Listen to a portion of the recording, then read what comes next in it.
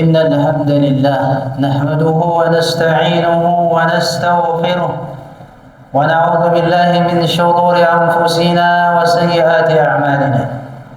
من يهده الله فلا مضل له ومن يضلل فلا هادي له. أشهد أن لا إله إلا الله وحده لا شريك له وأشهد أن محمدا عبده ورسوله. اللهم صل وسلم على هذا النبي الكريم نبينا محمد وعلى آله وأصحابه والتابعين ومن سار على سنته إلى يوم الدين.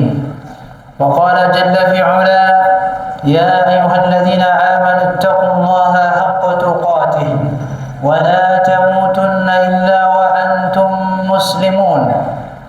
وقال تعالى: يا أيها الناس اتقوا ربكم الذي خلقكم من نفس واحدة وخلق منها زوجها وبث منهما رجالا كثيرا ونساء واتقوا الله الذي تساءلون به والأرحام إن الله كان عليكم رقيبا. وقال تعالى: يا أيها الذين آمنوا اتقوا الله وقولوا قولا سديدا يصلح لكم أعمالكم ويغفر لكم ذنوبكم ومن يطع الله ورسوله فقد فاز فوزا عظيما. أما بعد فإن أصدق الحديث كتاب الله وخير الهدي هدي محمد صلى الله عليه وسلم وشر الأمور محدثاتها فإن كل محدثة بدعة وكل بدعة ضلالة وكل ضلالة في النار. kaum muslimin wa jumratul mu'minin rahimani wa rahimakumullah. Alhamdulillah, kita bersyukur kepada Allah Azza wa Jalla yang telah memberikan kepada kita nikmat taufik, as-sihah wal afiyah sehingga kita bisa hadir, berkumpul, datang memenuhi panggilan Rabbul Alamin. Idza nudiya lis-salati min yaumil jumu'ati fas'au ila dzikrillah. Ini satu nikmat yang besar tatkala kita bisa hadir memenuhi panggilan Rabbul Alamin. Sebuah panggilan yang apabila kita memenuhi panggilan tersebut, maka Allah akan menghidupkan hati kita dengan keimanan, dengan cahaya petunjuk. Dan ini adalah perintah ketika Allah mengatakan: ya ayyuhalladzina amanu istajibu lillahi wa lirrasul idza da'akum lima yuhyikum. Wahai orang-orang yang beriman,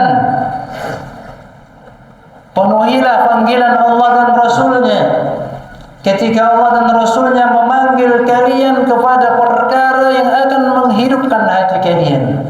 Salah satunya adalah dengan panggilan salat Jumat, panggilan mengingat Allah Tabaraka wa Ta'ala. Semoga Allah Tabaraka wa Ta'ala berkenan menjaga hidayah Islam, hidayah taufik, hidayah sunnah di dalam hati-hati kita semua dan menambahkan kepada kita nikmat-nikmat tersebut, nikmat-nikmat hidayah, nikmat taufik yang lainnya. Allahumma amin ya rabbal alamin. Kaum muslimin wa jumratul mu'minin rahimani wa rahimakumullah. Di dalam sebuah hadis qudusi Allah Azza wa Jalla berfirman: inni haramtu zulma ala nafsi wa ja'altuhu bainakum muharraman fala tadhalamu. Sesungguhnya aku mengharamkan kezaliman atas diriku, maka saya jadikan kezaliman itu sesuatu yang diharamkan atas kalian, maka janganlah kalian saling menzalimi. Allah Rabbul Alamin, penguasa langit dan bumi, di tangannya segala sesuatu, miliknya segala sesuatu. Jika seandainya Allah Tabaraka wa Ta'ala berkehendak untuk menzalimi hambanya, maka itu hal yang kehendak Allah Tabaraka wa Ta'ala. Fa'alun lima yurid. Tidak ada yang bisa menghalangi Rabbul Alamin untuk berbuat, untuk melakukan apa yang Allah kehendaki untuk dilakukan. Bahkan jika Allah Tabaraka wa Ta'ala menciptakan hambanya, menciptakan makhluk, kemudian Allah zalimi, hal yang Allah Tabaraka wa Ta'ala mampu dan sangat mampu untuk melakukannya. Akan tetapi ibadah Allah Azza wa Jalla mengharamkan sifat zalim dari dirinya. Karena kezaliman adalah aib. Karena kezaliman adalah kekurangan. Dan Allah Tabaraka wa Ta'ala Maha tinggi, Maha suci dari segala bentuk aib dan kekurangan.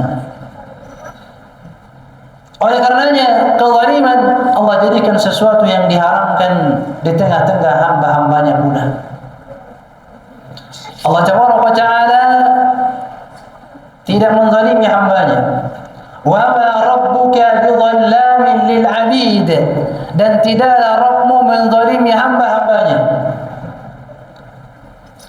Wa ma kana, dan Allah Tabaraka wa Ta'ala juga menjelaskan dalam banyak, yakni dalam banyak ayat, wa la yadhlimu rabbuka ahada, dan Rabbmu tidak pernah menzalimi hambanya sekalipun.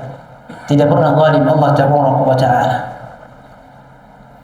Oleh karenanya untuk menjadi hamba yang memiliki keimanan yang sempurna, maka dia juga hendak menjauhi apa-apa yang diperintahkan oleh Allah untuk dijauhi. Kezaliman maknanya adalah engkau meletakkan sesuatu bukan pada tempatnya. Kezaliman maknanya engkau berleluasa menggunakan hak orang lain tanpa izinnya. Kezaliman maknanya engkau menghukum seseorang karena kesalahan orang lain, bukan kesalahan orang yang dihukum. Kezaliman maknanya engkau melampaui batas. Dan Allah Tabaraka wa Ta'ala tatkala menciptakan makhluk yang bernama neraka, dan Allah takdirkan dari kalangan hambanya masuk ke dalam api neraka, atau sebelum masuk ke dalam api neraka Allah hukum di dunia, maka Allah Tabaraka wa Ta'ala menjelaskan bahwa Allah tidak menzalimi mereka, akan tetapi mereka lah yang menzalimi diri mereka. Wa ma kana Allah liyadhlimahum walakin kanu anfusahum yadhlimun. Dan Allah Tabaraka wa Ta'ala tidak menzalimi mereka, akan tetapi mereka lah yang menzalimi diri mereka. Kezaliman banyak tingkatannya. Kezaliman yang terbesar adalah asyirku billah, melakukan kesyirikan. Ini kezaliman di atas kezaliman. Inna syirka la zulmun 'azim. Sesungguhnya kesyirikan adalah sebuah kezaliman yang paling besar. Engkau beribadah kepada Allah, kemudian engkau juga beribadah kepada selain Allah. Fa na'udzubillahi min hada. Ada orang beribadah kepada Allah, tapi di sisi lain dia juga beribadah kepada selain Allah. Ini orang menempatkan sesuatu bukan pada tempatnya. Ini orang melampaui batas. Tatkala orang yang melakukan kezaliman yang bernama syirik, dia membawa dosa kezaliman tersebut, fala 'afwa lahu wa la maghfiratan lahu, maka tidak ada maaf baginya di akhirat kelak. Orang yang melakukan kezaliman, bagaimana tidak? Allah yang menghidupkan dia, Allah yang berikan rezeki kepada dia, Allah yang berikan tempat kepada dia. Bumi yang luas ini mudah untuk ditempati. Allah berikan kepadanya rezeki, makanan, minuman, tapi dia letakkan ibadah kepada selain Allah Tabaraka wa Ta'ala. Ini kezaliman yang sangat besar. Ya, menggantungkan hati, menggantungkan harapan kepada makhluk, ini bagian daripada kesyirikan. Ini bagian daripada kesyirikan yang kita diperintah, yang kita dilarang daripada kesyirikan ini, dan kita diperintahkan untuk berdoa.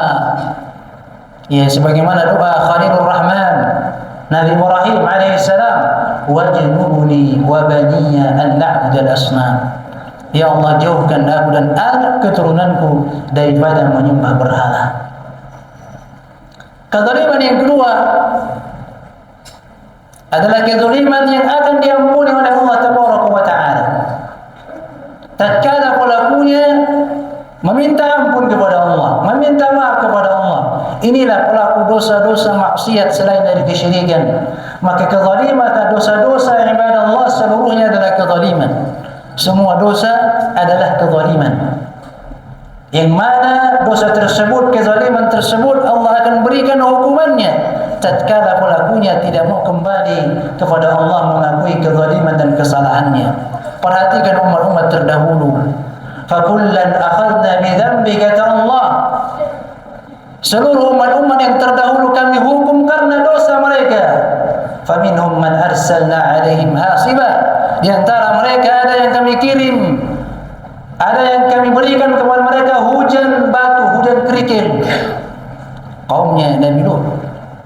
Faminhum man akhadathu as-sayhah, di antara mereka ada yang disambar petir. Faminhum man khasabna bihi al-ardha, di antara mereka ada yang kami tenggelamkan ke bumi. Fir'aun, kaumnya Nabi Nuh, Qarun, Allah tenggelamkan ke bumi, dan bahkan yakni para pembantunya Qarun Allah tenggelamkan ke bumi. Wa minhum man aghraqna, dan di antara mereka ada yang kami tenggelamkan ke air. Ini Fir'aun dan bala tentaranya dan kaumnya Nabi Nuh. Kemudian di akhir ayat ini di surah Al-Ankabut ayat 40 Allah mengatakan, "Wa ma kana Allahu liyadhlimahum." Allah tidak zalim kepada mereka. Hukuman tersebut, adab tersebut di dunia bukan kezaliman dari Allah. Walakin kanu anfusahum yadhlimun, akan tetapi diri-diri mereka lah yang telah menzalimi diri mereka. Maka seluruh dosa dan maksiat adalah kezaliman yang kita dilarang oleh Allah Tabaraka wa Ta'ala untuk melakukannya. Kita diperintahkan untuk menjauhi segala bentuk maksiat dan kezaliman. Ada kezaliman yang apabila Allah Tabaraka wa Ta'ala memaafkan hamba tersebut tanpa melalui taubat, yakni kezaliman hamba terhadap dirinya, yakni mengurangi, mengambil hak dirinya, seperti seseorang yang qiyamul lail, setiap malam dia qiyamul lail dan dia melalaikan hak, yakni matanya, hak tubuhnya. Ini orang yang zalim terhadap dirinya, tapi bisa jadi Allah maafkan tanpa harus melalui taubat. Kemudian yang ketiga, tingkatan daripada kezaliman adalah kezaliman antara hamba dengan hamba yang lainnya. Maka ini adalah kezaliman yang tidak akan dibiarkan oleh Allah Tabaraka wa Ta'ala. Maka inilah yang Allah Tabaraka wa Ta'ala sebutkan dalam hadis kudusi tadi, "Fala tadzalamu," maka jangan kalian saling menzalimi. Rasulullah SAW juga bersabda, "Ittaqu da'watil mazlum." Takutlah kalian, berhati-hatilah kalian daripada doa orang yang terzalimi. Fa innahu laysa bainahu wa bainallahi hijab. Karena sesungguhnya tidak ada batas antara doa yang terzalimi dengan pengkabulan doa dari Allah Tabaraka wa Ta'ala. Aqulu qouli hadza wa astaghfirullah li wa lakum wa lisairil muslimin fastaghfiruhu innahu huwal ghafurur rahim.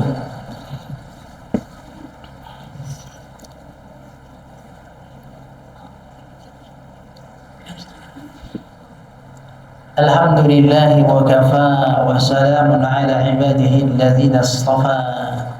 Ashhadu an la ilaha illallah wahdahu la sharika lah, iqraran bihi wa tauhida, wa ashhadu anna Muhammadan abduhu wa rasuluh. Allahumma salli wa sallim ala nabiyyina Muhammad. Kaum muslimin wa jumratal mu'minin, jamaah salat Jumat, hafizani Allah wa iyyakum jami'an. Nah, kezaliman antara seorang hamba dengan hamba Allah yang lainnya, yang hukumannya Allah Tabaraka wa Ta'ala akan berikan tatkala orang yang terzalimi mengangkat kedua tangannya berdoa kepada Allah Tabaraka wa Ta'ala. Al-Imam Az-Zahabi rahimahullah ta'ala menyebutkan satu kisah dalam kitab Al-Kabair tentang orang-orang yang zalim. Beliau menyebutkan ada seorang gubernur membangun istana dengan megah, dengan indah, menghabiskan harta yang cukup banyak agar istananya indah dari dalam dan indah juga dari luar. Kemudian setelah selesai dia membangun bangunan tersebut, tidak lama kemudian seorang wanita tua juga membangun sebuah gubuk kecil tidak jauh dari istana tersebut. Ya. Sampai satu ketika sang gubernur berjalan, dia keluar melihat istananya yang indah dari dalam, maka dia ingin mencoba melihat dari luar. Maka dia pandangi, maka dia sangat takjub dengan bangunan istananya. Akan tapi dia yakni terkotori pemandangannya dengan sebuah gubuk milik wanita tua tersebut. Maka dia mengatakan, dia bertanya kepada orang yang di sekitar, ini milik siapa? Maka orang-orang menjawab, ini milik seorang wanita tua fakir, miskin. Maka sang gubernur mengatakan, silakan ratakan gubuk ini dengan tanah, karena dia mengotori pemandangan. Ya. Maka para pengawal gubernur meratakan gubuk tersebut dengan tanah. Sore harinya sang wanita tua miskin pulang ke rumahnya, dia istirahat. Maka dia tidak dapati rumahnya atau gubuknya ada di tempatnya. Maka dia berkata dalam hatinya, mungkin saya salah. Maka dia berkeliling istana sang gubernur, tetap dia tidak dapati gubuknya tersebut. Sehingga dia juga bertanya, di mana gubuk, kepada orang-orang yang di sekitar. Maka orang-orang mengatakan, gubukmu telah diratakan tanah oleh sang gubernur. Maka dia pun berdoa kepada Allah Taala, mengangkat kedua tangannya, ya Allah, di mana engkau ya Allah tatkala gubernur merobohkan rumahku, ya Allah tunjukkan kepadanya kekuasaan. Subhanallah. Seorang penyair mengatakan, la tadlimanna idza ma kunta muqtadira fadh-dhulmu yarji'u qubahu ila an-nadami tanamu 'aynaka wal madhlumu yantabihu yad'u 'alayka wa 'aynu Allahi lam tanami. Janganlah engkau melakukan kezaliman sekalipun engkau sanggup puasa untuk melakukannya, karena kezaliman akan kembali kepada penyesalan. Engkau wahai orang yang zalim tidur dengan nyenyak di malam hari, sedangkan orang yang kau zalimi dia terjaga mengangkat kedua tangannya mendoakan keburukan untukmu, sedangkan mata Allah tidak pernah tidur. Maka doa sang wanita tua miskin ini diijabah oleh Allah Taala. Ya, maka Allah Taala memerintahkan kepada malaikat Jibril, wahai Jibril, itu ada istana gubernur, ratakan dia dengan tanah juga. Ya. Jadikan yang atas dari bawah, yang bawah dari atas. Maka perintah Allah pun dilaksanakan oleh malaikat Jibril. Istana dan sang raja dan pengawal-pengawalnya ditenggelamkan ke bumi atas perintah Allah Taala. Maka yang semisal dengan kisah ini sangat banyak ibadah Allah sebagai ibrah bagi kita. Dengan lisan kita jangan pernah menzalimi orang lain, dengan tangan, dengan apapun mengambil hak orang lain, mencaci maki orang lain, menggibah orang lain, mengadu domba orang lain. Ini adalah bentuk-bentuk kezaliman yang Nabi SAW memperingatkan kita bahwa orang-orang yang muflis, orang-orang yang bangkrut pada hari kiamat adalah orang-orang yang datang membawa pahala salatnya. Dia salat, dia jaga salatnya. Dia datang membawa pahala puasanya. Dia puasa Ramadan. Dia datang membawa zakatnya. Dia berzakat. Tapi dia juga datang dengan membawa qad syatama hadza wa qad daraba hadza wa safaka dama hadza. Dia datang telah membawa, telah memukul ini, telah menumpahkan darah si fulan, telah merusak kehormatan si fulan. Maka akan dikisos pada hari itu. Pahala puasanya, pahala salatnya, pahala zakatnya akan diberikan kepada orang-orang yang pernah dia dizalimi di dunia tatkala dia belum minta maaf. Oleh karenanya bersegeralah minta maaf kepada orang-orang yang pernah kita zalimi. Segeralah kembalikan kalau ada dari harta orang yang kita ambil, agar kita pada hari kiamat tidak termasuk orang-orang yang muflis, orang-orang yang bangkrut. Semoga Allah Tabaraka wa Ta'ala memaafkan kesalahan-kesalahan kita. Semoga Allah Tabaraka wa Ta'ala senantiasa memperbaiki hati kita, memperbaiki diri kita, memperbaiki keluarga kita, anak-anak kita untuk menjadi yang lebih baik. Innahu waliyyu dzalika wal qadiru alaihi. اللهم صل على محمد وعلى آل محمد كما صليت على إبراهيم وعلى آل إبراهيم وبارك على محمد وعلى آل محمد كما باركت على إبراهيم وعلى آل إبراهيم في العالمين إنك حميد مجيد. اللهم اغفر لنا وللمسلمين والمسلمات والمؤمنين والمؤمنات الأحياء منهم والأموات إنك سميع قريب مجيب الدعوات. ربنا ظلمنا أنفسنا وإن لم تغفر لنا وترحمنا لنكونن من الخاسرين. اللهم هون علينا في سكرات الموت والنجاة من النار والعفو عند الحساب برحمتك يا أرحم الراحمين. اللهم إنا نسألك حسن الخاتمة ونعوذ بك من سوء الخاتمة. اللهم إنا نسألك الجنة ونعوذ بك من النار. ربنا تقبل منا إنك أنت السميع العليم وتب علينا إنك أنت التواب الرحيم. اللهم أصلح ولي أمرنا، اللهم أصلح ولاة أمورنا برحمتك يا أرحم الراحمين. ربنا آتنا في الدنيا حسنة وفي الآخرة حسنة وقنا عذاب النار. وصلى الله على نبينا محمد وآخر دعوانا أن الحمد لله رب العالمين. أقيم الصلاة.